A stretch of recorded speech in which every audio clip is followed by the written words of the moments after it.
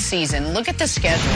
Set to face 10 teams that made the playoffs last season, including trips to Kansas City and to Baltimore to face the Ravens. But there's a little bright spot shining on Green Bay yesterday. This from Rodgers' former teammate and clearly friend, John Kuhn.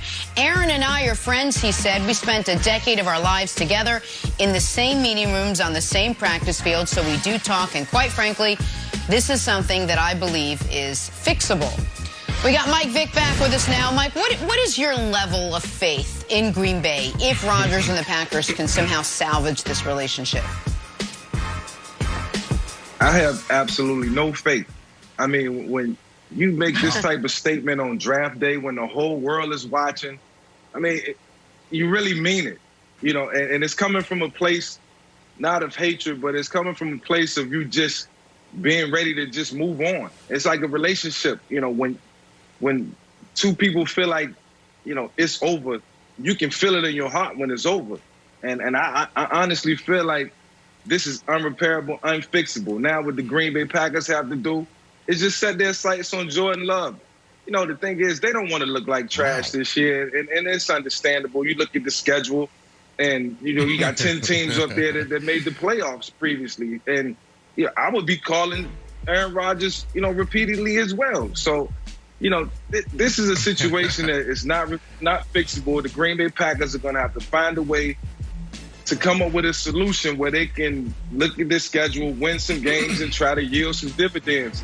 You know, but this was their doing. You know, this is the reason this has happened is because the Green Bay Packers, they overstepped their boundaries a year ago when they drafted Jordan Love for all the right reasons, and I understand where they was coming from with the decision. It was just bad timing, and Aaron Rodgers is at the top of his game right now. At 37 years old, he's at his peak and continuing to get better, and there's nothing they can do about it. It's unfixable. Yeah, I think Mike is probably right. I think here is, if I were giving advice to the people involved in this situation and they wanted to keep Aaron Rodgers, my advice would be this. Matt LaFleur, you've got to be our Trojan horse to a degree. Matt, I need you to get with Aaron, and I need you to tell Aaron that you also don't like Gutekunst. You're as mad as he is. Ooh, and it's got to be you two, the head coach and the quarterback. We are going to play. We're going to be so good this year and perform at a high level that after this season, we will together, after we go to the Super Bowl, win the Super Bowl, whatever happens, you have another MVP caliber season. We will unite together, and at the end of the year, we will walk into Mark Murphy's office together and say, both of us don't want to work for that guy anymore. I think that is I think if they are trying to salvage it, you need someone that's not a player, someone in the power structure of the team, not to lightly or vaguely support Rodgers, but go to him directly and say, I am on your side. I didn't want the pick either. I loved what we did our first year together. I think it set us back. I think you carried us last season because if we show their schedule again, Brandon, this schedule easily breaks into, oddly enough, the 3 different columns on the screen. That first column, if they have Aaron Rodgers, is a 5-1 start. Aside from at San Francisco, they would be favored in every game they play. That second column is brutal. Washington's great defense, Arizona team a lot of people think's on the come, the best team in football, Kansas City, a team with a great quarterback in Seattle. The Rams could be tremendous if Stafford stays healthy all year. And then, so you feel like the first third of the season is as easy as it's going to get. The second third of the season is as hard as it's going to get. And then you see where you're at after the bye, you know, given that you've got, I think, 2 really tough games and 3 very winnable games. So I think if they have Rodgers in the fold, Brandon, they could be a 12-plus win team once again. But I think they need they need something drastic to happen to get Rodgers back fully in the fold. And so that's why I suggest the Matt LaFleur angle.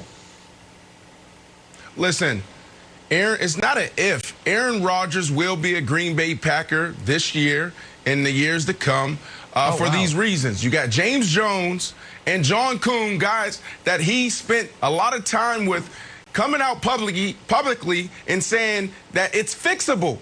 That's what they're saying. That's coming from Aaron Rodgers. It's uncomfortable getting uncomfortable. Russell Wilson did it. He made a public statement. He went on the herd and talked about, hey, this is what I'm seeing. This is what I'm feeling. Deshaun Watson did it, before everything kind of got out of control in his life. But he did it. He made a statement, said, I want out. Where's Aaron Rodgers? Why isn't he saying it? Because he's uncomfortable. So he's going through different channels, Wilds, getting his message out. So he will be a Green Bay Packer, and they will compete. They will be a 11, 12 win team like they've always done, right? But here's the problem. They're not going to be a contender. They don't have the defense. They don't have that Charles Woodson playmaker. Last year was a 42-year-old washed quarterback. Cowboys got him again, guys. Cowboys will be good. I think Cowboys will be good. Got to talk some NBA. Season's winding down. Things are getting fun now. Russ playing well last night, 34 points, but came short of a triple-double, and the Wizards lost. So, Nick, who did make your medal stand this morning? Well, listen, good for Russ, but bad loss for the Wizards, good win for the Hawks. And, little known fact, there were NBA games and NBA news last night. We'll cover it right here. Damian Lillard. Wild said Dame's going to carry him to wins. 1-0 since Wild said it. 30 points, 6 assists in a critical win for the Blazers. They get one more win in their final 2. They lock up, avoiding the play-in. Silver medalist. Oh, look who's on the medal stand. Is that Kevin Love? That is Kevin Love. 30 points, 14 rebounds. Now, granted, he was playing a truly awful team that needs to be ripped down to the studs in the Boston Celtics, but still, great win by the Cavs. How do you lose to the Cavs, Boston? Get it together. Oh, Luka! Oh, look at Luka. A critical win, 33-8-8. The Mavs also now just one win away from guaranteeing they won't be in the play-in game and trying to put the Lakers down there. Oh, they beat the struggling 33-8-8. But most importantly, 0 technicals. Promised you, America. Luka's not going to get that dreaded 16 technical. We had a nice talk about it. So there it is. There's your medal stand from last night. Good job. That's why. Wilds, who just missed the cut, buddy? Oh, well, there he is. What the heck? Did you play in that? You played with that cool diamond necklace? What in the world? You got a diamond ring on? Because Nicholas, I thought LeBron was coming back against Julius Randle. And then Woj is like, nah, looks like he needs another day. And I was like, all right, probably going to come back against the Rockets. No. So I know in your ultimate confidence, you are not worried. Should I be worried that I've now been psyched out twice on when this guy is actually returning? It's not looking good for your boys. He returned. Not a return. James Harden returned. How about that?